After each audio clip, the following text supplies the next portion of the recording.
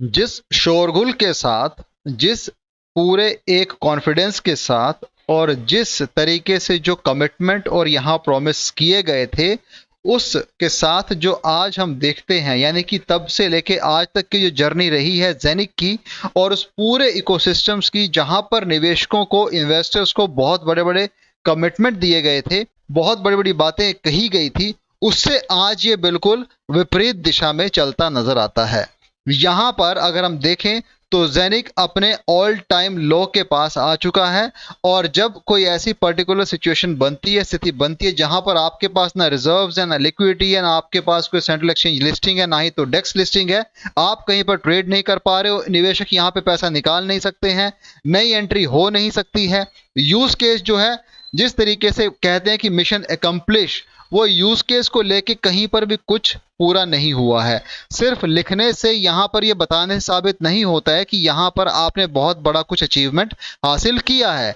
हालांकि अगर सरल शब्दों में कहा जाए तो आज के दौर में जेनिक एक बिल्कुल पूरे रूप से ठप हुआ वो क्रिप्टो प्रोजेक्ट है, जिसको आने वाले समय में शायद कोई नई जान न फूकी जा सके, या वो शायद दोबारा अपने पैरों पे न खड़ा हो सके। तो ये यहाँ पर जेनिक उस पूरे इकोसिस्टम, जिसने बहुत सारे कोलैबोरेशंस किए, बहुत सारे नेम चेंज किए, बहुत सारे इंस्टीट्यूशनल यहाँ पर फंडिंग करवाई, लोगों से पैसा डलवाया, हब बनवाया, एप्लीकेशन, नोमो ऐप, दुनिया भर की चीज़ें, टिकटिंग से लेके ऑनलाइन बुकिंग, जो एप्लीकेशन थी, वेबसाइट्स थी, एरोप्लेन टिकट बुकिंग की, बहुत सारी चीज़ें, ट्रैवल वेबसाइट्स की, हर जगह यहाँ पे उन्होंने अपने हाथ आजमाए, लेकिन इन्वेस्टर्स के, निवेशकों के हाथ में कुछ भी नहीं लगा। उनके हाथ आज भी खाली हैं।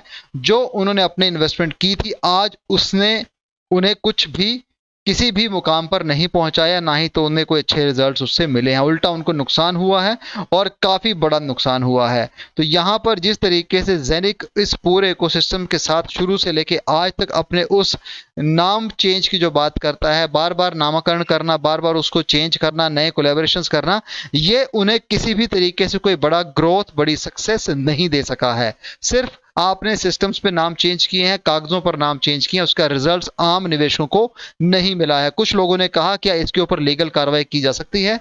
दोस्तों, अगर कोई भी पर्टिकुलर ऐसा प्रोजेक्ट, ऐसा क्रिप्टो रिलेटेड प्रोजेक्ट इंडिया में अगर उसका रजिस्टर्ड एड्रेस है, उसके मालिक इंडिया के हैं, उन्होंने यहाँ पर जो अपना काम शुरू किया है, उसके तौर पे अगर देखा जाए तो शायद उसकी पॉसिबिलिटीज बहुत कम बनती, क्योंकि हमारे यहाँ अभी भी क्रिप्टो को लेके रेगुलेशन उतना स्ट्रिक्ट नहीं है। वजीर एक्स को ही देख लीजिए, कई साल निकल चुके हैं, आज तक वजीर एक्स उसी उधेड़ बुन में लगा है और सिर्फ एक खाली यहाँ पर खोखला प्रॉमिस दिया था कि शायद आपका ये काम इस दिन से शुरू हो जाएगा, इस दिन से ट्रेडिंग होगी, इस दिन से आपको फंड आपके वापस मिल जाएंगे। हालांकि अभी तक ऐसा कुछ हुआ नहीं है। तो ये सारी चीजें दर्शाती हैं कि कहीं ना कहीं इंडिया के लिहाज से अगर आप किसी पर्टिकुलर क्रिप्टो में पैसा लगाते हो, अगर वो ओनर इंडिया का है, उसका एड्रेस आपके पास है, उसकी डिटेल्स आपके पास है, तब तो आप कुछ सोच सकते हो करने के लिए। लेकिन जब आपके पास कुछ है ही नहीं यहाँ पे, जो एग्जिस्ट ही नहीं करता है पूरे इस इंडियन कंटेक्स्ट में, और जो जितने भी रूल्स एंड रेगुलेशंस हैं इंडियन, अगर हम बात करते हैं उस क्रिप्टो को लेके, जब वो है ही दुबई में, यूएई में है, तब आप उसका यहाँ से क्या कर सकते हैं? सिर्फ कुछ अगर हम बात करते हैं स्टेप्स लेने की, चाहे फिर अब आप सोशल मीडिया पे बात उठाएं, कुछ ऐसी चीजें करें, तब शायद वहां पे कोई हल्का सा चेंज, माइनर चेंज देखने को मिलेगा, लेकिन उससे आपके पैसे वापस नहीं आएंगे। यहाँ पर ऐसे बहुत सारे क्रिप्टो प्रोजेक्ट हुए हैं जेनिक की ही तरह, जिन्होंने लोगों को लूटा है, क्योंकि शुरुआती दौर में आपको बड़े बड़े सपने दिखाए गए थे, लेकिन आज उसका रिजल्ट कहीं भी नजर नहीं आता है। तो शुरुआती दौर में जिन लोगों ने वेल के रूप में इसमें निवेश किया, फिर उन्होंने एग्जिट लिया, उन्होंने पैसा कमाया, शायद वो प्रॉफिट में रहे होंगे, लेकिन जिन जिन लोगों ने हब लिया, उनमें से बहुत ज्यादा ऐसे हैं जो आज भी अपने नुकसान की भरपाई के बारे में सोचते हैं, लेकिन उसका रास्ता उन्हें कहीं नजर नहीं आ रहा है। यहाँ पर बहुत सारी चीजें हमें देखने को मिलती है, लेकिन इन चीजों का कोई भी अर्थ नहीं रहता है, क्योंकि आपने जो पैसा लगाया उसका जब आपको कोई रिटर्न नहीं मिला, तब आपके लिए वो टोटल लॉस है, टोटल आपका वेस्ट है, टाइम वेस्ट, मनी वेस्ट। ये दो चीजें हमेशा हम कहते हैं, और यहाँ पर बड़ी बातें करने से, बड़े कमिटमेंट करने से रिजल्ट्स नहीं मिलते हैं। हालांकि लोग इसको लेके बहुत नाराज हैं, बहुत उनको लगता है कि हम इसके ऊपर एक लीगल एक्शन लेना चाहते हैं, लेकिन लीगल एक्शन लेने के लिए आपके पास वो सपोर्टिव डॉक्यूमेंट्स, वो आपके पास सफिशिएंट, या यूं कह लीजिए कि आपके पास वो सब्सटेंशियल डिटेल्स होने चाहिए, डॉक्यूमेंट्स होने चाहिए जिसके बेस पे आप इसके ऊपर एक लीगल कार्रवाई कर सकें। लेकिन इंडियन कंटेक्स्ट में ये चीज़ें पॉसिबल नज़र नहीं आती हैं, बशर्ते कि वहाँ का कोई लोकल हो, यूएई का, दुबई का, जो इसके ऊपर केस कर सके, तब शायद आपको उस तरीके से कुछ एक राहत देखने को मिल सकती है। बशर्ते इंडिया में बैठ के तो ये चीज़ें पॉसिबल नहीं, क्योंकि आपने पैसा अपनी मर्जी से लगाया, किसी ने आपसे पैसा जबरदस्ती आपके बैंक अकाउंट से नहीं छीना है।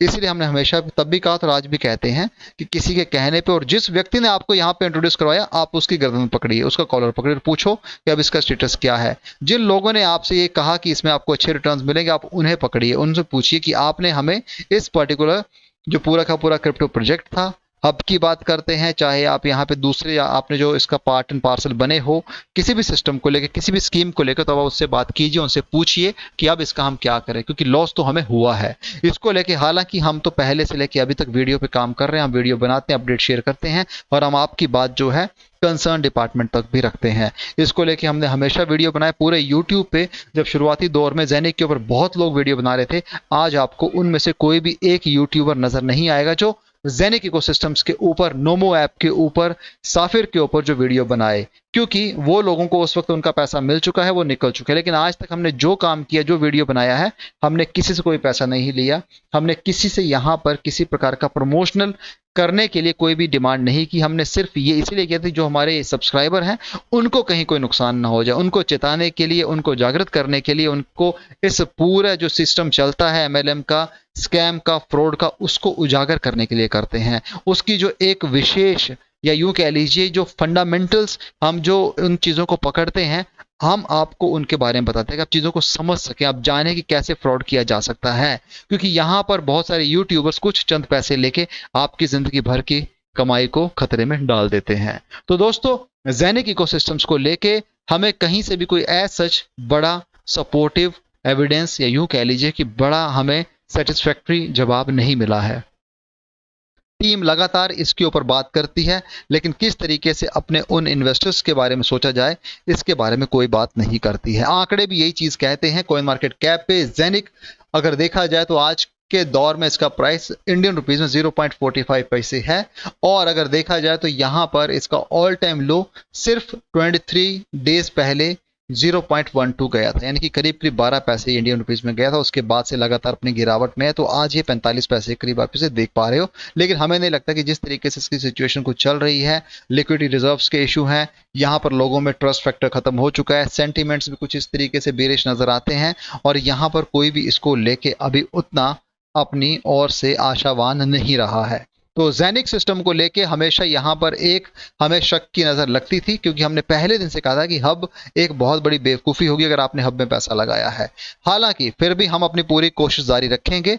हम इनकी टीम से लगातार संपर्क में हैं, लेकिन हमें रिस्पॉन्ड नहीं मिलता। हमें उम्मीद है कभी ना कभी ये रिस्पॉन्ड करेंगे और हमारे जो सवाल हैं उनके जवाब ज़रूर देंगे। क्यों? क्योंकि यहाँ पर हब को लेके आपके क्या विचार हैं? जिन लोगों के पास ऑलरेडी ज़ेनिक, या यूं कह लीजिए साफिर का जो भी सिस्टम पड़ा है, उसे आप कैसे देखते हैं? कैसे आप वहां पे उनको एक रिलीफ दे पाएंगे? जिनका लॉस हो चुका है उनके लिए, आपके लिए क्या करने वाले हो आप उन पर्टिकुलर लोगों के लिए, इन्वेस्टर्स के लिए? और किस तरीके से आपकी जो आने वाले टाइम में आपने जो अपने रोड मैप को लेके चीज़ें अगर सोची हैं, तो आप उसे किस तरीके से अपनी कम्युनिटी के समक्ष रखते हो? कुछ बहुत सारे ज्वलंत मुद्दे हैं, कुछ ऐसे सवाल हैं जिसको लेके हम हमेशा जानना चाहते हैं और हम हमेशा अपना सवाल पूछते रहेंगे। सो दोस्तों, आज हमारा वीडियो बनाने का मकसद ये था कि हम आपको बता सकें कि हम इस पर्टिकुलर क्रिप्टो के ऊपर हमने नज़र बनाई है, हमने ये टॉपिक नहीं छोड़ा और ना ही तो हम इसे छोड़ेंगे। लेकिन हम अपने सब्सक्राइबर, अपने यूजर्स की चिंता करते हैं, इसलिए हम उनकी हक की आवाज़ ज़रूर उठाते रहेंगे और उनके लिए हमेशा खड़े रहेंगे और कुछ ना कुछ उनको रेजोल्यूशन लाकर ज़रूर देंगे। सो दोस्तों, आज ज़ेनिक के लिए इतना ही है। वीडियो पसंद आया तो चैनल को सपोर्ट कीजिएगा, वीडियो को शेयर कीजिएगा। आपके सपोर्ट की बहुत ज़रूरत है। इतने कम सब्सक्राइबर बेस के साथ हम आज भी खड़े हैं, तो हम चाहते हैं कि हमें सपोर्ट मिले ताकि हम और मोटिवेट हों उन अच्छे टॉपिक्स पर वीडियो लाने के लिए जहां पर हम आपको क्वालिटी कंटेंट भी दे सकें। तो दोस्तों, वीडियो को सपोर्ट कीजिएगा, चैनल को सपोर्ट कीजिएगा और इसे हर जगह शेयर कीजिएगा। Thanks a lot for watching this video. Have a great day ahead. Bye.